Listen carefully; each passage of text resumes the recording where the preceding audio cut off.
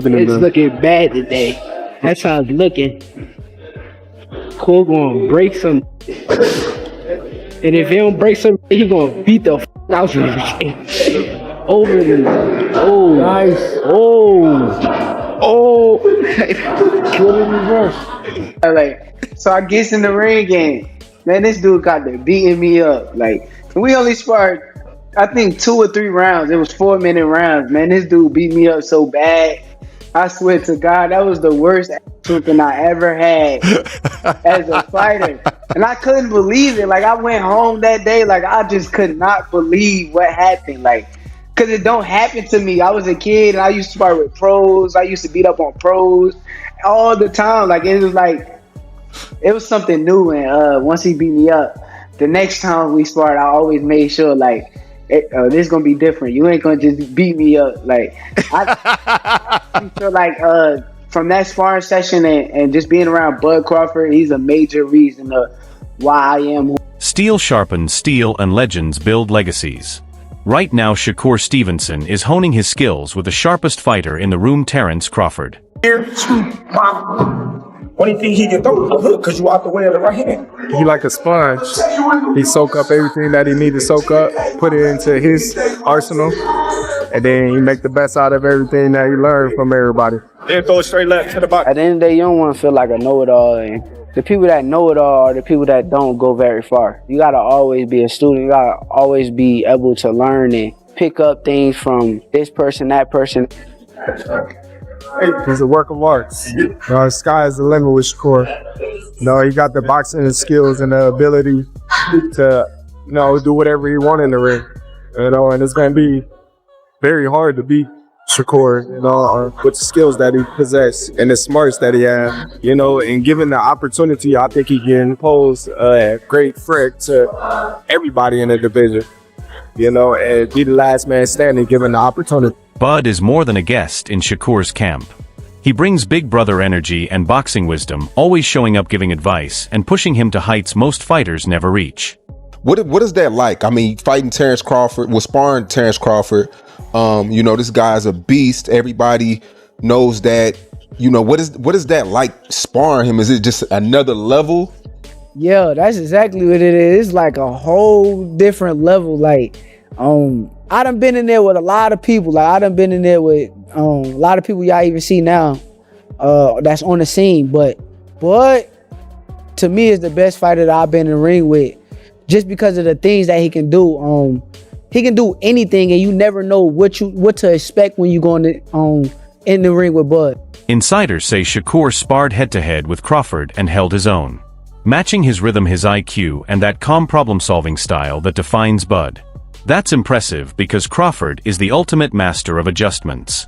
If Shakur can keep up, it shows this version of him is on another level. Some days he may come in there, he may box you. Some days he may come in there and he want to fight you. He can do. He's one of the most complete fighters that I ever seen. Have you ever got the best of him in sparring? I don't speak on that. I mean, I have good days. He had good days, and honestly, I appreciate him for pushing me to the level that I am at now. So I never like go in there and even brag on anything or nothing like that. But Bud is part of the reason I am who I am, and the level that I'm on now is because of him. So I appreciate it. With Bud guiding him in his corner and in the camp, Shakur isn't just training to beat Teofimo, he's preparing to study him like a blueprint. People at the gym say this could get intense fast. Sparring is respected and private for a reason, because it's where pride fades and the truth comes out. Remember years ago when Shakur and Teofimo sparred and Shakur immediately stopped anyone from recording? That wasn't ego, it was fighter code. What happens in the gym stays in the gym, especially when careers, reputations, and future fights are at stake.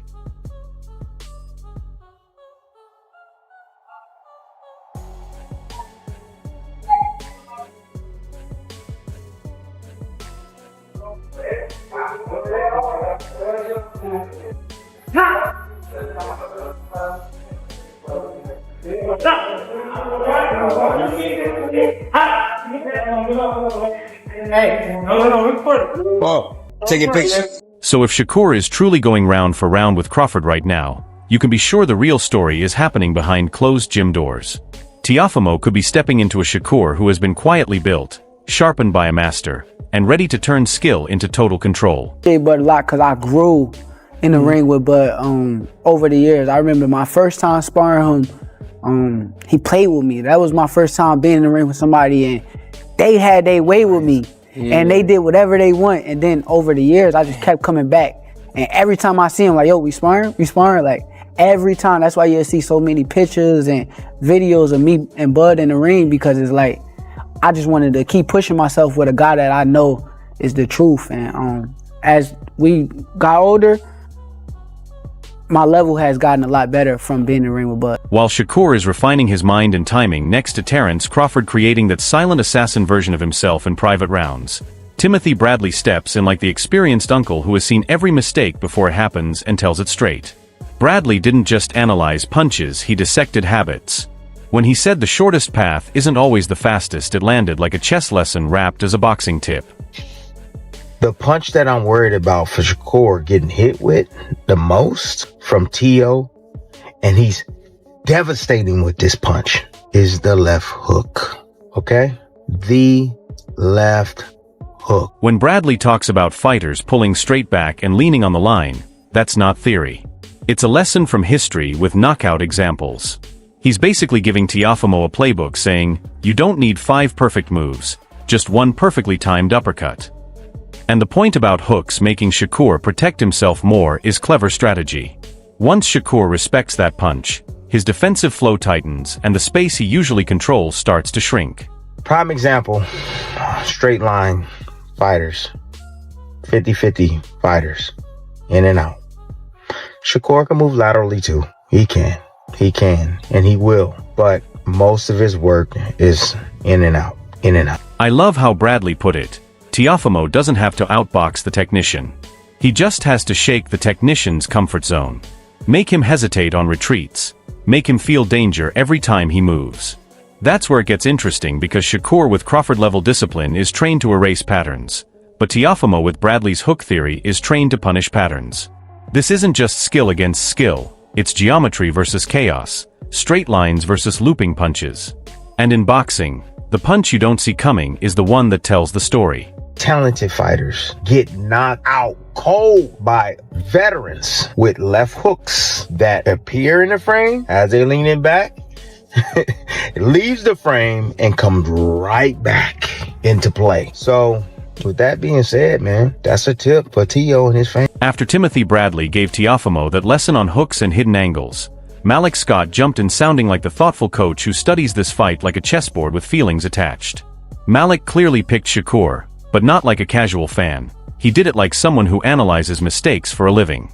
He kept pointing out Teofimo's tendency to overcommit, basically saying Shakur is the type to turn one reckless move into a full-blown consequence. I also liked how Malik explained the southpaw dynamic. They matter. Both hands. That matters in this fight. You know what also it'll do? It'll make him keep his hands at home. That's what the hooks will do as well. It'll make him keep his hands at home. And if he doesn't, boom. When he points out Teofimo walking in with his lead hand low and stepping into Shakur's jab, that's not just criticism, it's a big red warning. Then he switched to what Teofimo actually has to do, not fantasies, real tactics. Hit hard when Shakur touches the ropes, throw extra shots, change angles, and defend while attacking. It's funny because it's like telling a Ferrari to drive like a Tesla, possible, but totally against its nature. Okay, with that being said then, what does Teo got to do to win? He has to get Shakur up. How would I say this? I don't want to just make it seem like come across as if Shakur is novice, but the times that Shakur is putting himself against the ropes, this is the time that Teofimo is going to have to depend on his explosive. Malik also dropped a clever point about Shakur's bodywork, comparing him to Pernell Whitaker and Floyd, guys who use their feet and eyes to control you while quietly draining your energy. That's honestly one of the most underrated parts of Shakur's game. Then Malik shifted into X-Factor mode, talking about distance control, probing jabs, and Teofimo needing to punch where Shakur is going to be, not where he is now, which sounds simple but is almost impossible in boxing. The part that really stood out was Malik calling Teofimo the most explosive athletic opponent Shakur has faced while still saying Shakur is the better boxer. That's not disrespect, that's hierarchy. When Malik talks trilogy potential, controversial decisions. On his explosiveness, he's gonna have to depend on his offset lead right hands. He's gonna have, but even doing that, everything with Teo comes off his front foot, his explosiveness, his speed, everything. So it's almost like whenever the times he gets Shakur up against the rope, he got to pick his shots well, but then after that, he have to be ready to. Right after Malik Scott turned this matchup into a masterclass on fundamentals versus explosiveness, Zaquin Moses steps in and shifts the focus from tactics to bloodlines. And that change hits differently. You can feel the pride when he talks about being the oldest of 13 carrying that big brother responsibility while still chasing his own career, and then casually calling Shakur his big brother too. That's a double-duty legacy right there. Zaquin says he's not frustrated outside the ring, just anxious, which is fighter code for being tired of shadowboxing alone. You can feel that hunger as he talks about getting back in the gym right after fights, itching to perform, itching to be seen. He's growing into himself and says 2026 is the year he shows everyone who he really is, cool, calm, but fully locked in. Anticipate a fight, right? Yeah. But don't have Shakur as much in the corner. I think Shakur wins easily. I just don't trust Shakur on the ropes, stuck in the corner against Teo. Against other fighters, I could get why he would do that, but against Teo punch selections is a lot better than any fighter that Shakur has ever fought. His speed is a lot more rapid than, to me, any fighter Shakur has ever fought. And he's the best athlete Shakur has ever fought. And he's the most explosive fighter Shakur has ever fought. So he's in the fight, definitely. But if you ask me, I'm always going to go with the guy with the best defense, the guy with the best skill. He openly said Shakur is the blueprint, the role model, the guy he goes to for advice on everything in boxing and life, which explains a lot about why Shakur moves the way he does. He's not just fighting for belts. He's fighting as an example for everyone at home. When Zach talks about wanting to be the best and being ready to face anyone like Vizoli or Moten, it's all competition, no hate. That's the new generation mindset. Respectful but ruthless.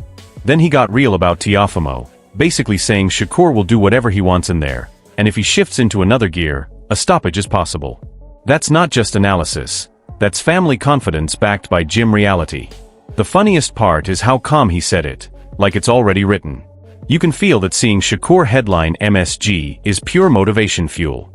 This wasn't just a prospect talking. It was a young fighter saying the Shakur Stevenson era is a family project and everyone in that house is leveling up because of it. Is Shakur that person for you that you looked up to? Yeah, for sure. And that's a blessing. Because even though I'm the oldest of 13, I still got somebody to look at as a big brother. Well, he's my big brother, but it's a blessing to have him around, have him show me the way, and him leading it as a role model, and everything he is to me, him leading the way for me. I see him beating the shit out of Teofimo.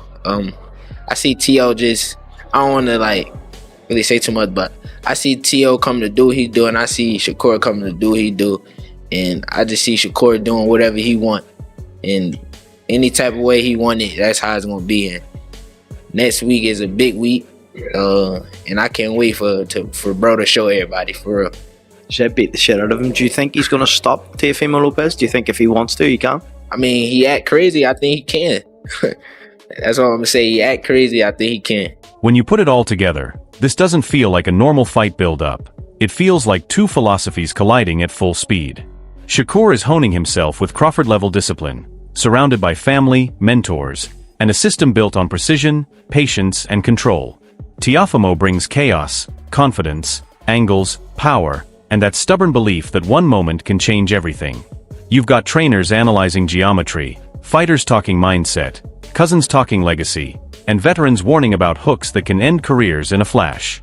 This isn't just skill versus skill, it's structure versus explosion, patience versus impulse, and two fighters who truly believe the ring is theirs. One narrative is about to get rewritten under those lights. And that's what makes this fight dangerous, not just exciting. Drop your thoughts in the comments and let's debate this one. And don't forget to like, share, and subscribe to Boxing Alert.